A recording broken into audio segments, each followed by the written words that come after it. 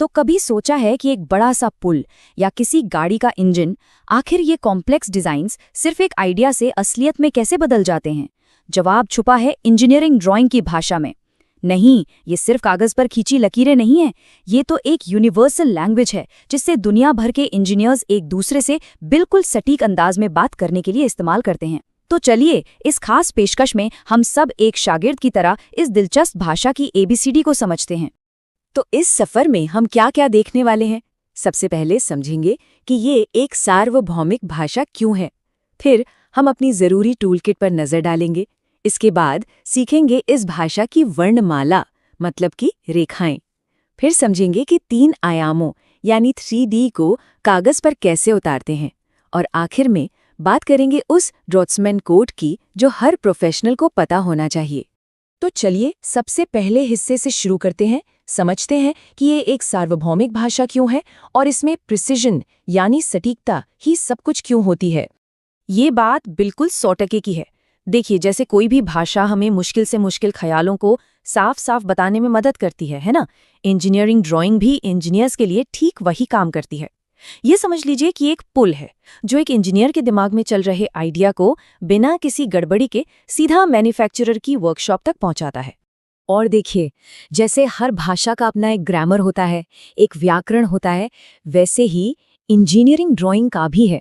ये ग्रामर असल में कुछ नहीं, बस नियमों और स्टैंडर्ड्स का एक सेट है। और यही नियम इस बात को पक्का करते हैं कि चाहे कोई लंदन में हो या लखनऊ में, हर कोई उस ड्राइंग को एक ही तरीके से पढ़ेगा और समझेगा। हमारे देश में ये नियम तय करता है भारतीय मानक ब्यूरो, जिसे हम BIS कहते हैं। यहाँ स्क्रीन पर कुछ बहुत ज़रूरी मानक कोड्स दिए गए हैं, जैसे SP 46, ये स्कूलों कॉलेजों की प्रैक्टिस के लिए है। IS 10714 लाइन्स के लिए, IS 9609 लेटरिंग के लिए और IS 11669 डायमेंशनिंग के लिए। एक बात गांठ बांध लेनी चाहिए, इन स्टैंडर्ड्स को मानना कोई ऑप्शन नहीं है, यही एक सच्चे प्रोफेशनल की पहचान है। चलिए अब दूसरे पड़ाव पर आते हैं। इस भाषा को सही से बोलने के लिए, मतलब लिखने के लिए, सही औजारों की ज़रूरत तो पड़ेगी ही। तो देखते हैं कि हमारी टूलकिट में क्या क्या होना चाहिए। तो सबसे पहले बात करते हैं उस नींव की जिस पर सारा काम टिका है, हमारा ड्राइंग बोर्ड। एक अच्छा ड्राइंग बोर्ड सिर्फ मजबूत नहीं होता, उसकी सतह बिल्कुल फ्लैट होनी चाहिए। जरा सा भी ऊबड़ खाबड़ हुआ तो समझ लीजिए काम में बड़ी बड़ी गलतियां हो सकती हैं। तो एकदम सटीक काम के लिए ये तो पहली शर्त है। और ये देखिए, मिनी ड्राफ्टर। इसे ना अक्सर ड्रॉट्समैन का सबसे अच्छा दोस्त कहा जाता है। और क्यों नहीं, ये कमाल का डिवाइस है, एक मल्टी टैलेंटेड जीनियस की तरह। Parallel lines, perpendicular lines, angled lines, ये सारे काम को इतना तेज और आसान बना देता है कि पूछिए मत। एक अकेला औजार कई की जगह ले लेता है। ये जो बात यहाँ लिखी है ना, ये इस पूरे सेक्शन का सार है। याद रखिए, आपके औजार सीधे सीधे आपके काम की क्वालिटी को दिखाते हैं। अगर सस्ते या घटिया औजार इस्तेमाल किए तो सिर्फ वक्त बर्बाद नहीं होगा, गलतियां भी होंगी और झुंझलाहट अलग। इसीलिए एक बात हमेशा याद रखनी है, अच्छे औजारों पर किया गया खर्च एक इन्वेस्टमेंट है, फालतू का खर्चा नहीं। और हाँ, पेंसिल और कंपास को कैसे भूल सकते हैं, ये भी उतने ही जरूरी हैं। इन्हें तो बस अपने हाथ का ही एक हिस्सा समझ लीजिए। एक अच्छी तेज नोक वाली पेंसिल से साफ और एक जैसी लाइनें बनती हैं और एक सटीक कंपास से ही एकदम गोल सर्कल बनता है।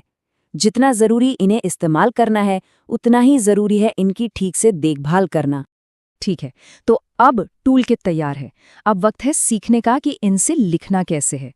हर ड्राइंग के जो सबसे बेसिक बिल्डिंग ब्लॉक्स होते हैं वो हैं रेखाएं और अक्षर, यानी इस भाषा की वर्णमाला। इंजीनियरिंग ड्राइंग में हर लाइन कुछ कहती है, उसका अपना एक खास मतलब होता है। इस टेबल को देखिए, ये जो मोटी कंटिन्यूअस लाइन है, ये ऑब्जेक्ट की बाहरी दिखने वाली बाउंड्रीज दिखाती है। और ये जो डैश डैश वाली लाइन है, ये उन किनारों के लिए है जो सामने से नहीं दिख रहे, जो छुपे हुए हैं। मतलब ये सच में लाइंस की अपनी एक भाषा है। लाइंस के बाद अब बारी आती है लेटर्स की, यानी अक्षरों की। लेटरिंग का इस्तेमाल हम क्यों करते हैं? ताकि ड्राइंग में जरूरी नोट्स, डायमेंशंस और टाइटल्स जोड़ सकें। इससे सारी जानकारी एकदम साफ हो जाती है। और इस टेबल को देखकर ये बात साफ हो जाती है कि इस भाषा में कुछ भी अंदाजे पर नहीं छोड़ा जाता। सोचिए, यहाँ तक कि अक्षरों का साइज क्या होगा, उनके बीच कितनी जगह होगी, ये सब कुछ स्टैंडर्डाइज्ड है। IS 9609 कोड यही पक्का करता है कि हर प्रोफेशनल ड्राइंग पर लिखावट एकदम साफ, पढ़ने लायक और एक जैसी दिखे। तो अब जब हम इस भाषा के वर्णमाला यानी लाइंस और लेटर्स के बेसिक्स समझ चुके हैं, तो चलिए अब एक कदम आगे बढ़ते हैं। अब देखते हैं कि इन सब का इस्तेमाल करके 3 डायमेंशन वाली चीज़ों को 2 डायमेंशन वाले कागज पर कैसे दिखाया जाता है।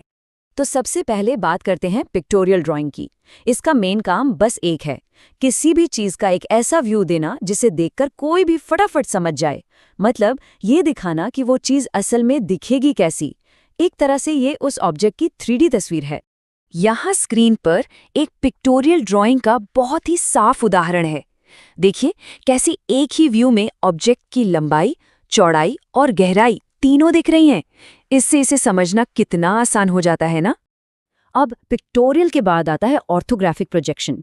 ये एक ज़्यादा टेक्निकल तरीका है। यहाँ फोकस इस बात पर नहीं है कि चीज़ असली कैसी दिख रही है, बल्कि इस बात पर है कि उसका हर एक माप, हर एक डायमेंशन एकदम सटीक हो। इसमें हम ऑब्जेक्ट को अलग अलग एंगल से देखते हैं, सामने से, ऊपर से और साइड से। और ये रहे उसी ऑब्जेक्ट के ऑर्थोग्राफिक व्यूज़। गौर करने वाली बात यह है कि हर एक व्यू अपने आप में 2D है, सिर्फ 2 डायमेंशन दिखा रहा है।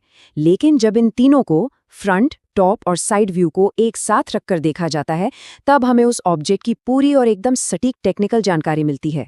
और यही जानकारी मैन्युफैक्चरिंग के लिए चाहिए होती है। तो बॉटम लाइन क्या है? निचोड़ ये है कि पिक्टोरियल व्यूज़ ये समझने के लिए बेस्ट है कि कोई चीज़ दिखेगी कैसी, विजुअलाइजेशन के लिए कमाल है। लेकिन जब उस चीज़ को बनाने की यानी मैन्युफैक्चरिंग की बात आती है, तो सिर्फ ऑर्थोग्राफिक प्रोजेक्शन ही काम आता है, क्योंकि असली और सटीक माप तो वहीं से मिलते हैं। यही इंडस्ट्री का स्टैंडर्ड है। और अब हम आ गए हैं अपने आखिरी हिस्से पर। चलिए अब उन आदतों की बात करते हैं जो एक अच्छे ड्राफ्ट्समैन को एक बेहतरीन ड्राफ्ट्समैन बनाती हैं। इसे आप ड्राफ्ट्समैन का कोड या गोल्डन रूल्स भी कह सकते हैं। देखिए, ये आदतें अनुशासन और अपने काम के लिए सम्मान से आती हैं। पहली बात, साफ सफाई। हमेशा अपने औजार, बोर्ड और हाथ साफ रखिए। दूसरी, अपने औजारों का रख रखाव। तीसरी, काम करने का एक तरीका, एक मेथड होना चाहिए। जैसे जब कई सर्कल बनाने हो तो हमेशा सबसे छोटा वाला पहले बनाइए। और चौथी और सबसे ज़रूरी, स्टैंडर्ड्स का हमेशा सम्मान कीजिए। BIS कोड्स का पालन करना ही एक प्रोफेशनल की निशानी है। यकीन मानिए, यही छोटी छोटी बातें एक अच्छी ड्राइंग और एक बेहतरीन ड्राइंग में ज़मीन आसमान का फ़र्क पैदा कर देती हैं। तो आखिर में बस इतना याद रखिए, आपकी बनाई हुई हर एक ड्राइंग सिर्फ एक ड्राइंग नहीं है, वो एक बयान है। वो आपके हुनर, आपकी सटीकता और आपके प्रोफेशनलिज्म का सबूत है। वो क्वालिटी का एक वादा है।